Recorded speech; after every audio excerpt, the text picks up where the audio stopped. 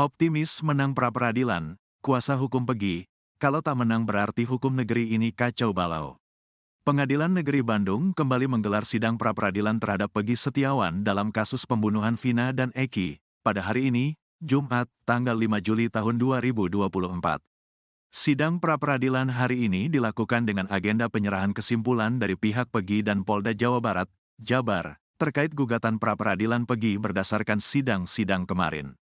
Majelis Hakim Tunggal, Eman Sulaiman pun hanya menerima kesimpulan dari pihak Peggy dan Polda Jabar, tanpa membacakan isinya. Kemudian Hakim Eman Sulaiman memutuskan sidang putusan pra-peradilan Peggy akan digelar pada Senin, tanggal 8 Juli tahun 2024.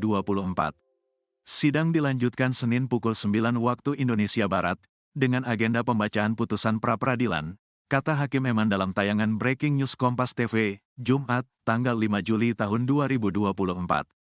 Salah satu kuasa hukum Peggy, Muhtar Effendi mengungkap pihaknya optimis bisa memenangkan sidang pra-peradilan ini. Karena Muhtar yakin bahwa di dunia ini tidak ada yang bisa mengalahkan kebenaran.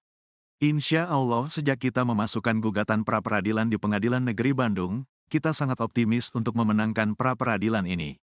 Karena kita semua berprinsip bahwa tidak ada di dunia ini yang bisa mengalahkan kebenaran. Sehebat apapun kejahatan, tetap kejahatan itu akan dikalahkan oleh kebenaran. Tinggal kita berbicara kapan dan bagaimana prosesnya, kata Muhtar. Lebih lanjut Muhtar juga bicara soal kemungkinan ditolaknya gugatan pra-peradilan dalam kasus Vina Cirebon ini. Muhtar menuturkan, seandainya pra-peradilan Peggy ditolak, maka ia menilai hukum di negeri ini sudah kacau balau, bahkan hancur. Seandainya gugatan kita tidak dikabulkan oleh Hakim Tunggal, pertama pertimbangan hakim kan kita tidak bisa intervensi. Kemudian yang kedua, kami tim kuasa hukum Peggy berprinsip bahwa, kalau pra-peradilan saja tidak menang, berarti memang penegakan hukum di negeri kita ini sudah kacau balau dan hancur.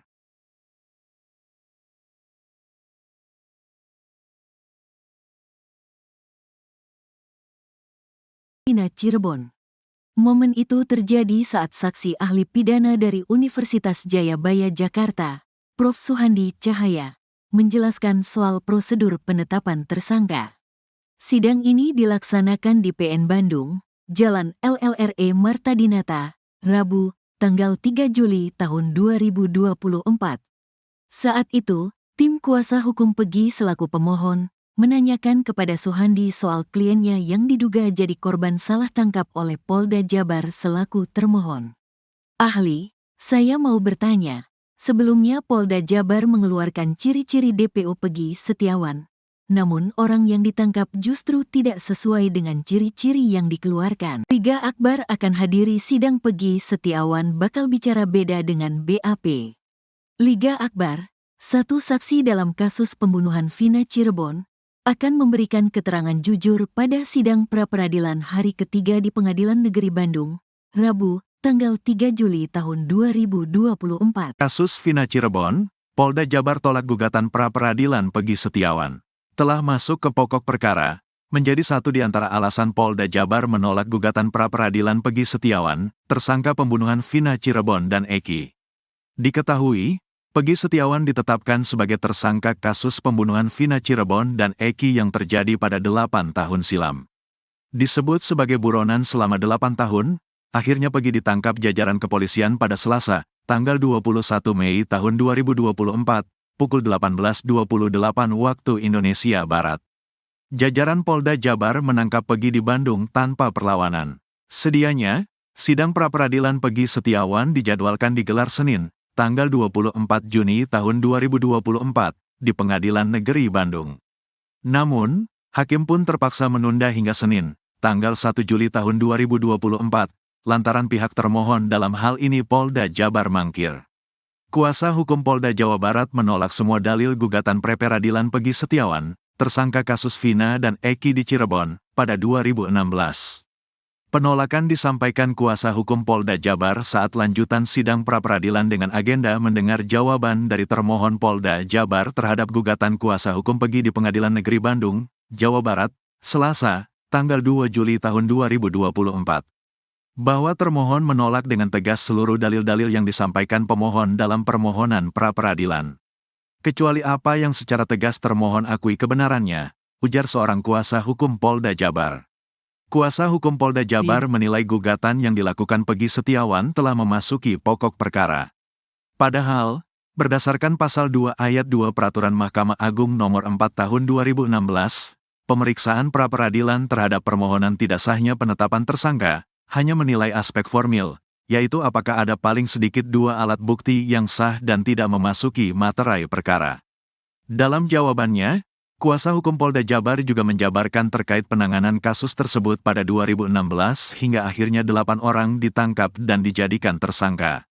Kuasa hukum Polda Jabar juga menyebut penangkapan Peggy dan penetapan sebagai tersangka sudah melalui proses yang benar.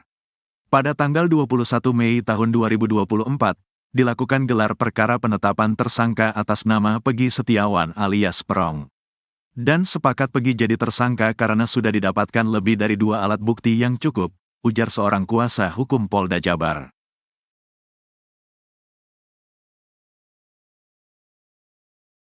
Tersangka kasus Vina Cirebon bisa jadi jutawan jika Peggy menang pra-peradilan. Sidang pra-peradilan Peggy Setiawan atas penetapan tersangka dalam kasus pembunuhan Vina Cirebon dan Eki akhirnya resmi digelar. Adapun sidang pra-peradilan Peggy Setiawan digelar di Pengadilan Negeri Bandung pada Senin, tanggal 1 Juli tahun 2024. Diketahui, Peggy Setiawan ditetapkan sebagai tersangka kasus pembunuhan Vina Cirebon dan Eki yang terjadi pada 8 tahun silam. Disebut sebagai buronan selama 8 tahun, akhirnya Peggy ditangkap jajaran kepolisian pada Selasa, tanggal 21 Mei tahun 2024, pukul 18.28 waktu Indonesia Barat. Jajaran Polda Jabar menangkap Peggy di Bandung tanpa perlawanan. Sedianya, sidang pra-peradilan Peggy Setiawan dijadwalkan digelar Senin, tanggal 24 Juni tahun 2024, di Pengadilan Negeri Bandung. Namun, hakim pun terpaksa menunda hingga Senin, tanggal 1 Juli tahun 2024, lantaran pihak termohon dalam hal ini Polda Jabar mangkir.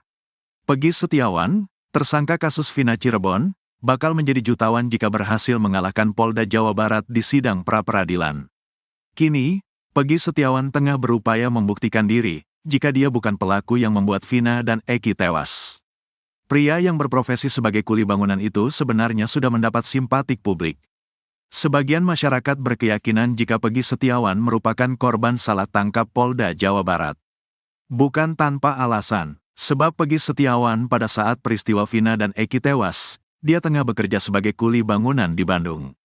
Alibi Peggy Setiawan pun selaras dengan kesaksian yang dituturkan sebagian orang.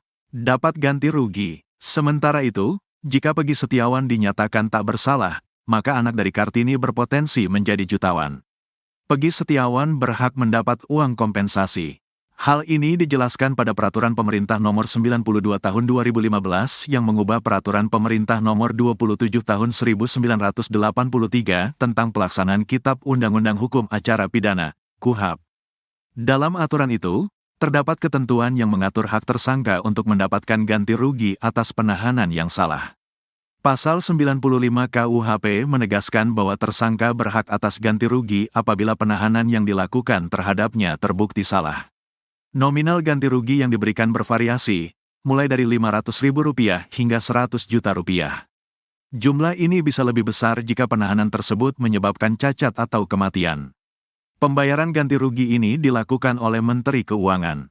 Penjelasan pakar hukum pidana, Profesor Hibnu Nugroho, seorang pakar hukum pidana, menjelaskan, jika penangkapan terhadap Peggy Setiawan terbukti salah dan ia dinyatakan menang, maka Peggy berhak mendapatkan rehabilitasi serta ganti rugi. Hal ini mencakup kerugian fisik dan psikologis yang dialami oleh Peggy selama masa penahanan. Lebih lanjut, Profesor Hibnu menyatakan bahwa jika Polda Jabar kekurangan bukti dalam sidang pra-peradilan, maka Peggy Setiawan bisa dibebaskan. Perkara tersebut dihentikan demi kepentingan hukum, jelasnya. Polda Jabar siap. Di sisi lain, Kabid Hukum Polda Jawa Barat, Kombes Nur Hadi Handayani, didapuk menjadi ketua tim kuasa hukum Polda Jabar dalam menghadapi gugatan pra-peradilan yang dilayangkan Peggy Setiawan. Kombes Nur Hadi Handayani menjadi ketua tim kuasa hukum dari Polda Jabar dalam sidang pra-peradilan Peggy Setiawan, Senin, tanggal 1 Juli tahun 2024. Siap bertarung di pra-peradilan, Nur Hadi Handayani akan beberkan bukti agar Peggy Setiawan tetap dinyatakan sebagai tersangka pembunuhan kasus Vina di Cirebon. Pada sidang hari ini, Polda Jabar hadir dengan agenda pembacaan tuntutan dari tim kuasa hukum Peggy Setiawan. Sementara untuk sidang jawaban dari Polda Jabar akan digelar besok, Rabu, tanggal 2 Juli tahun 2024. Insya Allah sesuai kesepakatan, untuk jawaban akan kita sampaikan besok pagi. Untuk hal detail tidak bisa saya sampaikan di sini, kata Nur Hadi Handayani dikutip dari Kompas TV, Senin.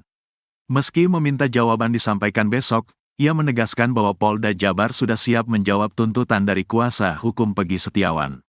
Semua dalil-dalil yang mereka sampaikan kita sudah siap, kata dia lagi. Kombes Nur Hadi Handayani menanggapi santai soal tudingan dari kuasa hukum Peggy. Tim kuasa hukum Peggy Setiawan mengatakan bahwa 2 alat bukti yang akan dihadirkan oleh Polda Jabar tidak cukup.